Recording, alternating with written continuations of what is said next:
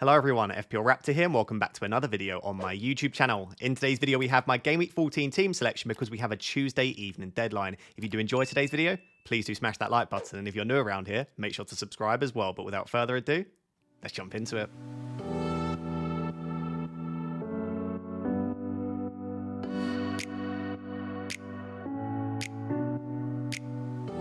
So guys, this is very weird because it's a Sunday evening, which would normally be a transfer plans video, but because we have a Tuesday evening UK time deadline for Game Week 14, and please do not forget, it means that actually this is going to be my team selection video. I'll have an episode of FPL Therapy, my podcast, on Monday, and then on Tuesday we'll have a deadline decisions video and a deadline stream. So it is a little bit different this week, but do keep an eye out for all of the content. And let's very briefly just review Game Week 13 before we look ahead to Game Week 14. And honestly, another really good game week. It's at the moment, an 11-point green arrow, which is exactly what I needed. And I'm currently only 3 or 4 points off the top 500k. Now, I'm recording this directly after the Liverpool-Man City game. And at the moment, official FPL love to change the bonus points right at the last second before the game week ends. So this is bonus point dependent. Obviously, the changes could take place. But it is looking like 83 points for me in Game Week 13.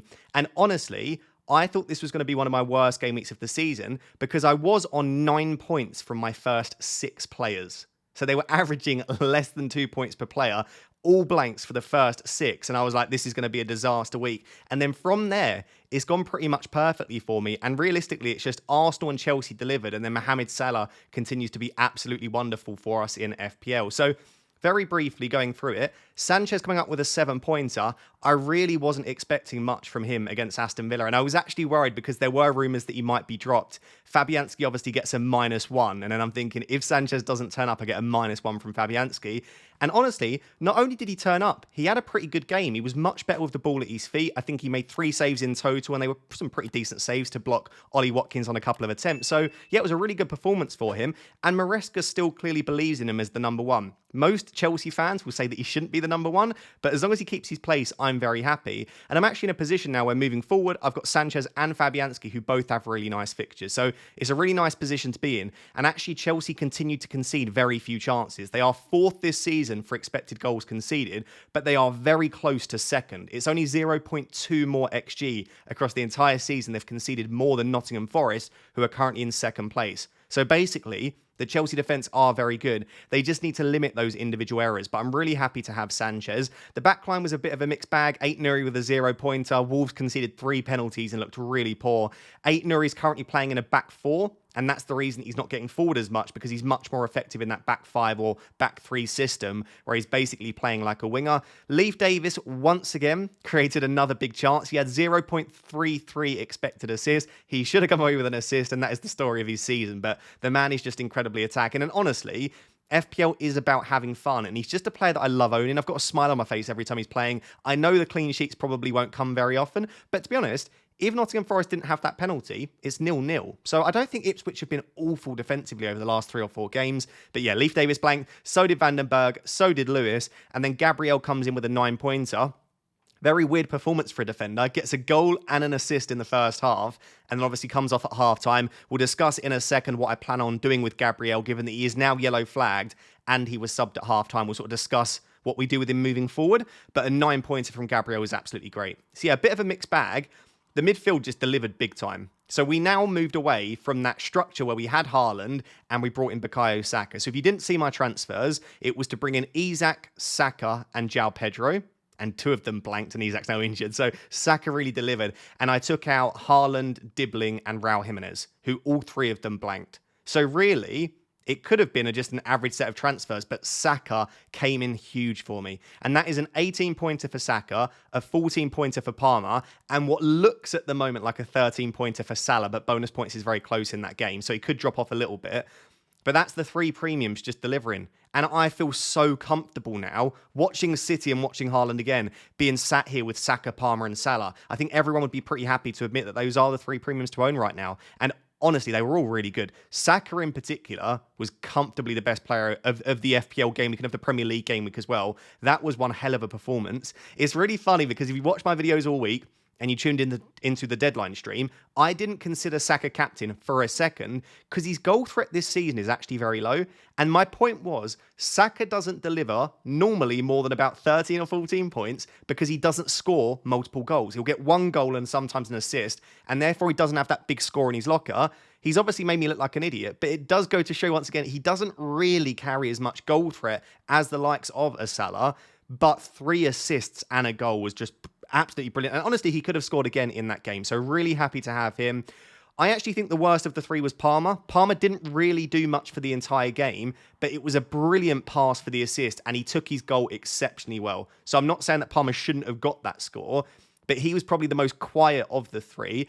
And then Salah absolutely tore Man City to shreds. He missed a massive one-on-one. Yes, he was obviously very lucky to get the penalty, as any player is to get a penalty in any week. And the assist, arguably one of the best assists that we've seen in the Premier League this season. So basically, Saka, Palmer, Salah, fantastic. Mbeumo was terrible from an FPL perspective. From a Premier League football perspective, he played very well. But he's now had 1 shot in 4 game weeks.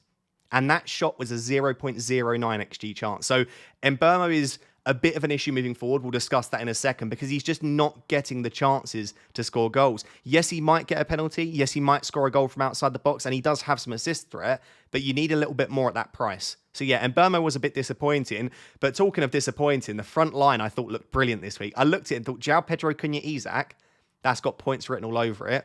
And they just didn't. João Pedro played left back, basically, in this game. He was so deep and so far left. I've watched João Pedro all season, every time he's played. He does love to drift into the left channels. He's not an out-and-out striker. He doesn't always play as the central 10. He likes to drift out left. And if you look at his touch map, you can see that. But he was drifting all the way out to the left wing. And honestly, he was playing where Estepinian was half the time. So from an FPL perspective, I watched that and I wasn't particularly excited. But I also thought he had a very good game. He got another 70-odd minutes. He's building his fitness back up. At his price, I still think he's fantastic value. Cunha, he's not going to deliver points every week, right? He's playing for Wolves. I did say that Wolves aren't a very good team. And as a result, captaining Cunha and relying on him for points every week, it just doesn't make a lot of sense. You own him because he's great value at his price, but he's not going to deliver. And then this is honestly why I had Salah captain and Palmer vice captain, because I just trust the premiums a little bit more because they're so consistent. Cunha has been so good now since game week 7. He's barely blank. So we have to cut him a bit of slack, but we do have to also temper our expectations too and just think he's not going to score double digits every single week. Isak was probably the most frustrating because obviously I brought him in this week. I could have gone for Jackson, who scored a goal and got an early sub. Very luckily for me, we'll see in a second, I can get away with benching Isak if he's not out long term. Jackson didn't, I don't think, pick up any bonus points. I think it's a 6-pointer for him. So I'm only 5 points down at the moment. But obviously, Isak now goes into Liverpool and he's injured, and Jackson goes into Southampton. So yeah, Jackson was probably the one to go for. But I'm trying to not use too much hindsight. And at the beginning of the game week, I still was very happy with the Isak transfer in. So that's the only slightly sour taste in my mouth this week, is that feels a bit unfortunate. But I'm off the back of a few green arrows in a row, so I definitely can't complain. So yeah, at the moment, and this could change, I'm currently on 83 points. I would love to know down below in the comments how many points have you got for Game Week 13. But we don't have much time to think now, because in a couple of days, we've got the Game Week 14 deadline. So let's take a look at my team. So guys, let's move on to my Game Week 14 team selection. And as I said, it is very weird to have to be thinking about my team in perfect sort of cohesive manner straight after the game week has ended. So apologies if I do make a few mistakes and do misspeak, or if there are any issues with the graphics or anything like that, because it's a very quick turnaround. But as of right now, I have 1.1 million in the bank and 1 free transfer. So flexibility in terms of I've got some money to make upgrades, but I only have the 1 free transfer. And ideally, I don't really want to be taking a hit this week. So it probably will be one of those for me where I wait until Tuesday evening, I see if I have any issues, and then I decide if I want to utilize that free transfer. But if my team don't have any major issues, I also don't mind the idea of potentially rolling into Game Week 15 and then going into the weekend with 2 free transfers. At the moment, my team is rated at 97% according to Fantasy Football Hub. Again, if you do want to get that 30-day free trial and 30% off, there is a link down below in the description. So let's go into the team. In goal, I currently have Sanchez, and off the back of another good defensive performance for Chelsea, this actually feels pretty good. I have been concerned that Jorgensen might take his place, but given the clean sheet, given he made a few saves, and Maresca's comments on Sanchez, it looks like he will be the favoured number 1, and I'm delighted to therefore still own him in my team. Interestingly, this week I also have Fabianski against Leicester away.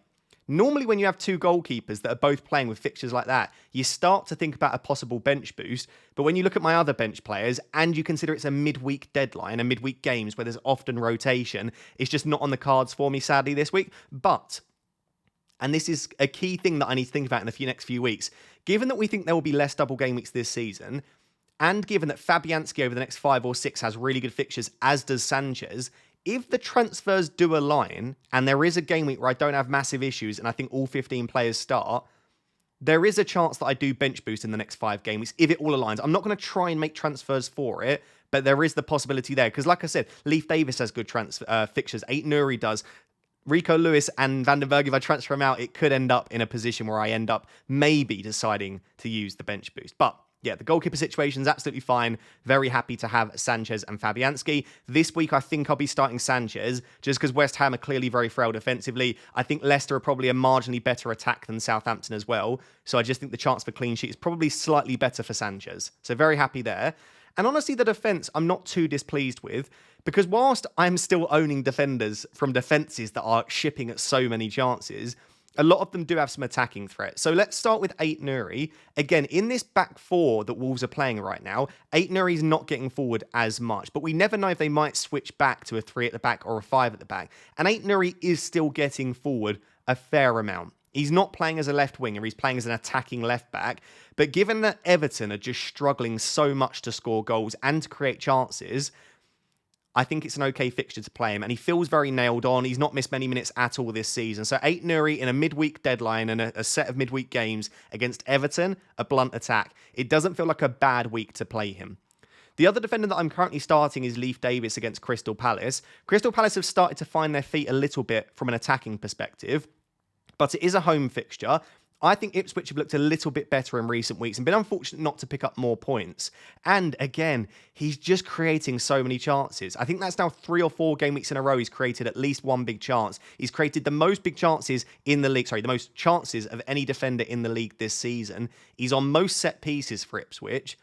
I'm not expecting tons from him in any given week, but Crystal Palace at home doesn't feel like a bad week to start Leif Davis. The other defender that I'm currently starting is Gabriel. So there's sort of mixed opinions on what happened with Gabriel. So we know that he obviously picked up an issue against Sporting and that he was a doubt for the game in Game Week 13. He obviously did start that game, got the goal and the assist, which was very frustrating for people that might have been put off buying him. But then he was subbed at half-time. Now, if you didn't see, for the penalty, he basically got punched in the head relatively hard, to be honest.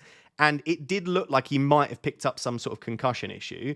And then he was subbed at half-time. Now, of course, if Arteta comes out and says it was concussion, then they have to follow a certain concussion protocol. And by the way, I'm not suggesting for a second that Arsenal won't do what is best for the player.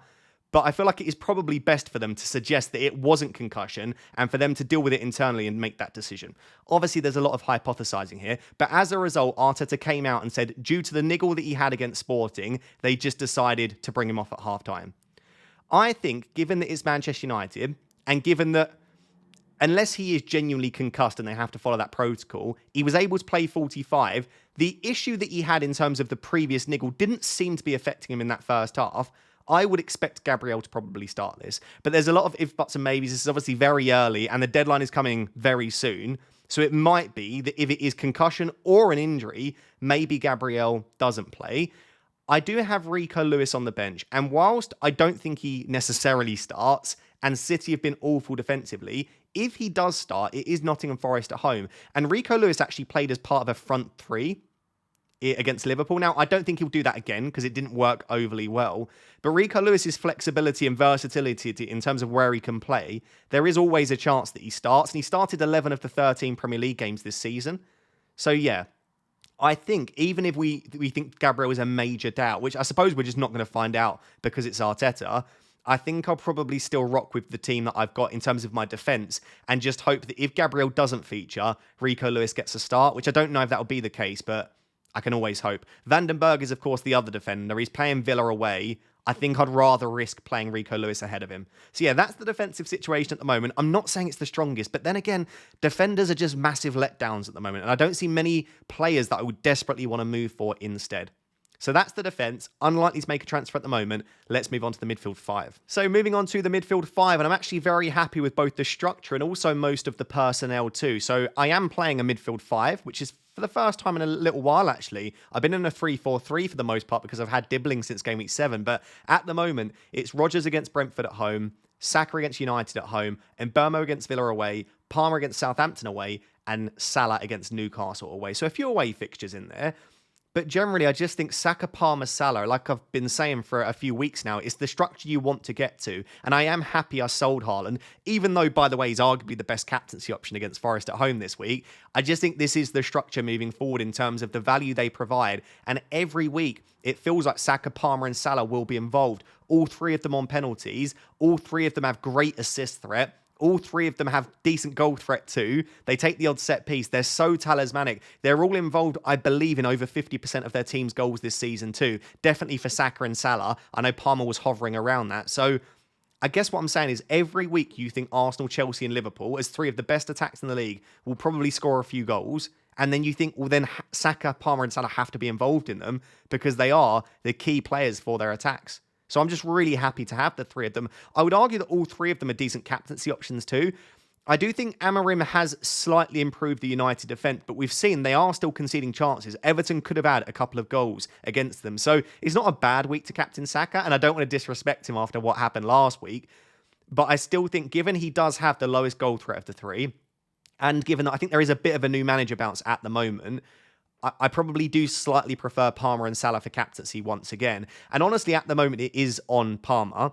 Newcastle have been super disappointing, but I also don't feel like they've given up that many chances. Defensively, they look okay at the moment. They're certainly not one of the better defences in the league, but Southampton away feels like a better fixture. Palmer got, I'll call it an early sub. So did Salah. They both came off in the 80-something minute. So I would expect both of them to start. I wouldn't expect either to be rotated. And I think as a result, if I'm expecting Palmer to start the Southampton game, it just feels much better than Newcastle. So yeah, there is still some temptation to just continue captaining Mohamed Salah, but right now Palmer has the armband. Regardless, Saka, Palmer, Salah, unless they have an issue that crops up over the next couple of days, very, very happy to have them. Which leaves Rodgers and Mbeumo. I'll start with Rodgers, just given that it's actually a fixture I'm pretty happy playing him for. Villa are struggling massively, and I think Duran deserves a start, and I also wonder, is Emery going to change something? And for those reasons, I do worry slightly about whether Rodgers starts the Brentford at home game. The reason that I think he will is because he had an early sub again. And to be honest, he didn't have a fantastic game, and the early sub might have not only been fitness related, but also just he wasn't playing that well. And so maybe the early sub isn't a good thing, but I just see it as Rodgers has started, I think, every game this season in the Premier League. He's had good minutes, and he continues to start every game. He started the Champions League games as well, so we know that he can play midweek. I think he's one of the players that Emery trusts the most. So I don't think he gets 90. Again, he'll probably get 60 to 70. But I think given that Brentford do struggle so much defensively, I quite like this as a fixture for him. So at the moment, I'm planning on starting him.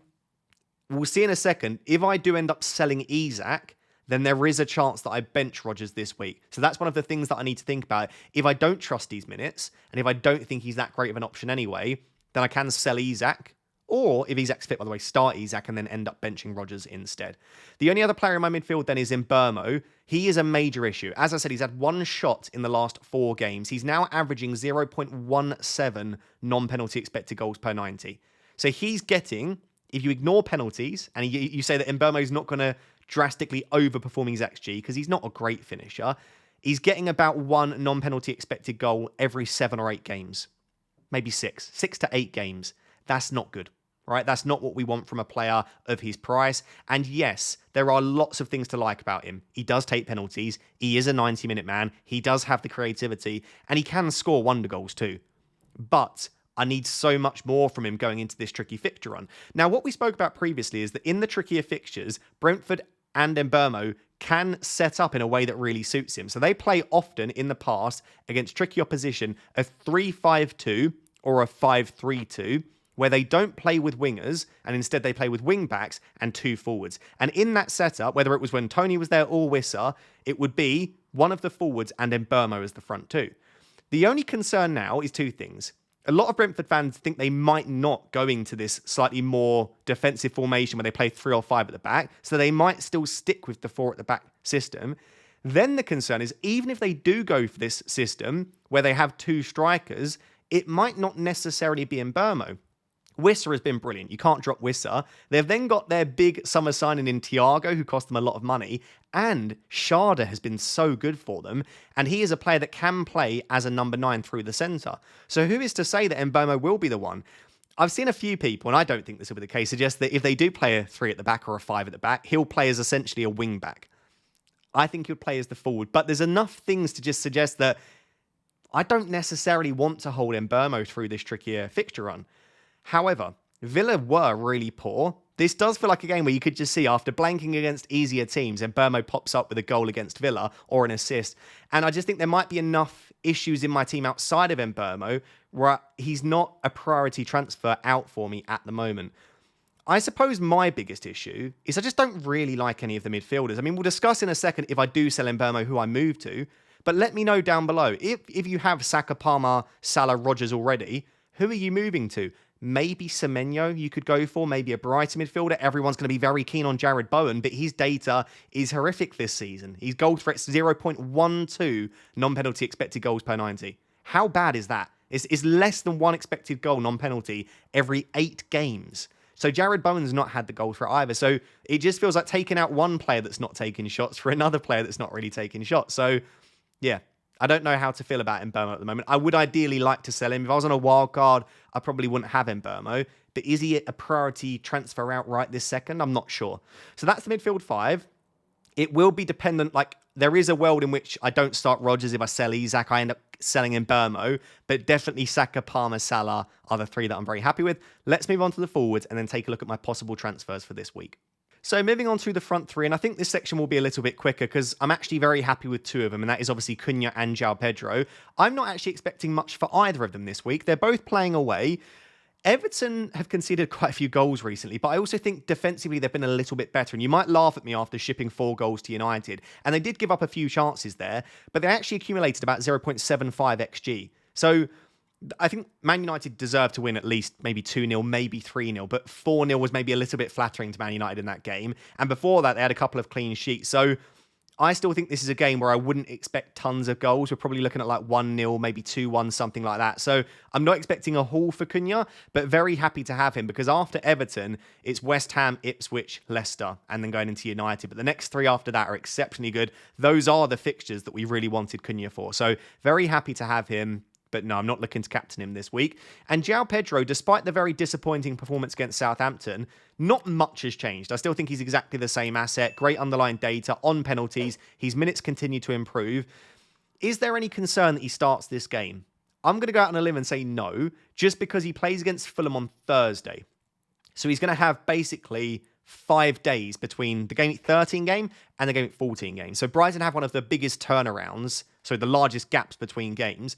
So I don't think there's any concern as to whether he starts Fulham. My concern with João Pedro is, does he start Leicester? Because he plays Leicester on the Sunday. So it's Thursday to Sunday between Fulham and Leicester. So that would be the greater concern, and that's something we can discuss in Game Week 15. So as a result, maybe he only gets 60 minutes, 70 minutes against Fulham, but I still think he's great value, and I think I would like to start him. There is the option of benching him because Fulham are a decent defence, and his minutes probably won't be 90 if I do end up selling Isak or Mbeumo. There's a chance that I could end up benching João Pedro, but at the moment, I don't necessarily plan on it.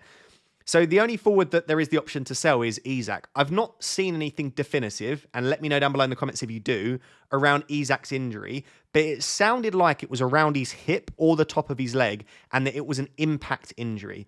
If that's the case, hopefully it was just a soft sort of dead leg, or he just bashed his hip and it really hurt and it prevented him from playing, and there was a little bit of swelling, but he's going to be fine. I was planning on benching Isak anyway, so before the game started, I had Isak on my bench.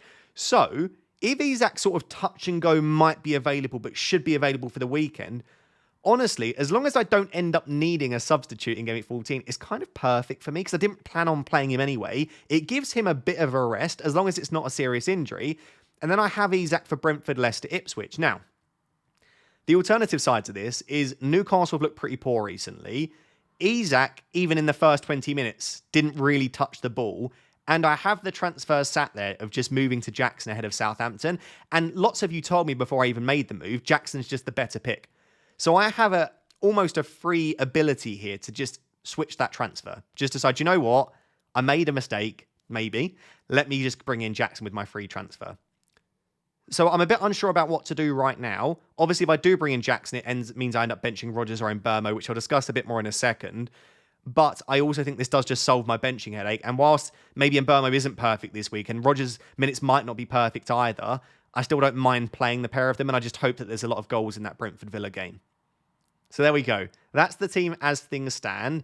I could comfortably roll the transfer, but let's just go back through in a bit more detail those possible transfers that I might make and what that might mean for my team moving forward. So guys, I know I just spoke throughout that about the possible transfers, but let's just go back through that, reiterate what that might mean for my team in terms of benching decisions, and also discuss the sort of permutations moving forward and how that might affect me. So the first option is just roll the free transfer and go into Game Week 15 at the weekend with 2 free transfers. It might allow me to sort out my defense a little bit, and then I can make a decision around Isak and around Rodgers and around Mbeumo, and I just have a bit more information and a bit more time as well going into that deadline, and it might be that I decide to roll again at that point.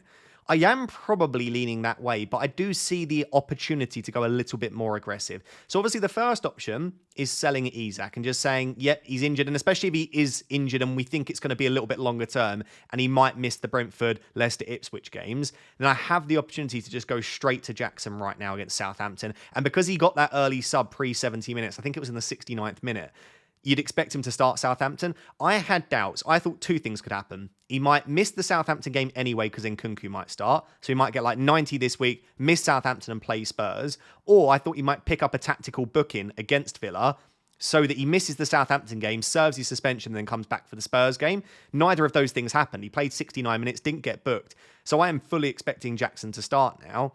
So yeah, maybe I just go Isak to Jackson. But then I am having to bench one of Rodgers and Mbeumo, which maybe isn't the end of the world, and maybe this is the way I decide to go. I do have other options. I could go to Watkins, Brentford and Southampton at home. Back-to-back fixtures are really nice. But after that, he then plays Forest, who have been pretty good defensively, City and Newcastle. So it's a very short-term transfer. And am I sure that Watkins starts the next couple? No. I think Duran could start. And whilst Duran could start instead of Rodgers, or alongside Watkins and Rodgers, there is a chance he just gets the nod ahead of Ollie Watkins. So I don't want to bring in a player that's not on pens, isn't in the best run of form, playing for a Villa team that aren't playing particularly well, and could be benched. So I think for those reasons, I've seen enough to probably put me off Ollie Watkins. And then Welbeck's the other option. Obviously, Fulham this week, which isn't great, then goes into Leicester, which is. And his minutes continue to look pretty good. I just think selling Isak for Welbeck before Fulham, when I think Fulham are quite good defensively, it's probably not the best entry point. Like if I want to sell Isak for Welbeck, I'd probably do it ahead of Game Week 15 when Welbeck has Leicester. But then at that point, Isak might be back. So for that reason, basically, if I'm going to sell Isak, it's probably for Nicholas Jackson. On the midfield, if I sell Mbeumo, I think I do have more options available, but I'm also not fully convinced by any of them. So I have the option of any of the Brighton midfielders. So Matoma and Ruta would be the top 2. Matoma's minutes have been so good. He got another 90 minutes in Game Week 13. I like him for the minutes, basically. Like going into this busy period now, Brighton have really good fixtures, but the fixtures only matter if your player is going to play every single game, and Matoma does just seem the most nailed of the Brighton attackers. But if I watch the games, which have been Brighton, Ruta looks probably the best attacker for them, maybe even better than João Pedro. Very unlucky not to score when he cut in on his left foot in Game Week 13. His minutes haven't been perfect, but he has been starting a lot. And because of how good he is cutting on that left foot, and because of the energy that he has, yes, Minte's coming back, and yes, March will come back at some point, but I wonder whether Ruta might keep that starting spot on the right side. But it's not his natural position, and his minutes haven't been perfect. So when I can afford Matoma, is probably overthinking it slightly. The option that I've seen loads of people talking about, and when we're talking about fixtures, it makes a lot of sense. It's Jared Bowen, right? Leicester away this week, then Wolves at home. Both teams have been really poor. He plays Southampton in a few game weeks as well. The fixtures can't really get much better than what we see for West Ham, and they have been scoring goals. But Jared Bowen's data, like I said, 0.12 non-penalty expected goals per 90. His creativity hasn't even been that high this season. Now, we think he's on penalties when Paquetá's not on the pitch, which is great, and he takes some set pieces, and he is very talismanic. He plays most minutes for them, and the fixtures are there. So maybe fixtures will breed form, and the data might increase with these fixtures coming up. But I think I need to see a little bit more for me to be like really fully convinced. Now, I'm not saying I won't make this transfer. There is a chance I do. But I'm not that convinced that Bowen outscores Mbeumo over the next 5. And maybe I'm completely mad for saying that. But I just wish there were better midfielders to choose from to sell in Burmo for. That's the only thing putting me off. Like, if I didn't have Saka already, I'd try and free up some funds together. And I advise you to do the same. If you don't have Palmer or Saka, try and find somehow the ability to free up the funds. But as of right now, I just see no real desire to sell in Burmo for any of those. The other option is that I do both of them for a -4 hit and bench Rodgers. So Isak to Jackson and Burmo to, let's say, Bowen, and then bench Rodgers this week. And then I have Jackson for Southampton and Bowen for Leicester. I get super aggressive and take the hit. But as you can probably tell by the way I'm talking, that's probably less likely. So if I go back to my team, defense-wise, I need to make transfers soon, by the way. Leif Davis fixtures start to run out. 8 Nuris on 4 yellow cards. Lewis just isn't an option long-term, and Vandenberg's fixtures aren't there. In the very near future, I probably need 3 defender transfers, if not 4. So there is an issue there, but the issue isn't here right now. In the attack, really for me, and Burmo is an issue, but I don't like the midfielders. Isak's only an issue if he's injured long term, or I just decide I desperately want Jackson. And then outside of that, I think it's pretty good. So in terms of likelihood of what I do this week, at this very early stage on Sunday evening, it's probably most likely is roll the transfer. Second most likely, and probably very close, is sell Isak for Jackson and bench Mbeumo or Rodgers this week. If I do decide to do that, let me know who you would bench down below. There is also obviously a small chance of selling Mbeumo for Bowen, but I think that is slightly less likely. So there we go. That's the team. Let me know your plans for Game Week 14 down below as well. So guys, there we have it. That is my Game Week 14 team selection. As I said, please do not miss the Tuesday deadline, and also tune into FPL Therapy tomorrow on Monday, and also to my deadline decisions video and deadline stream on Tuesday as well. Thank you very much for watching. Until next time, bye-bye.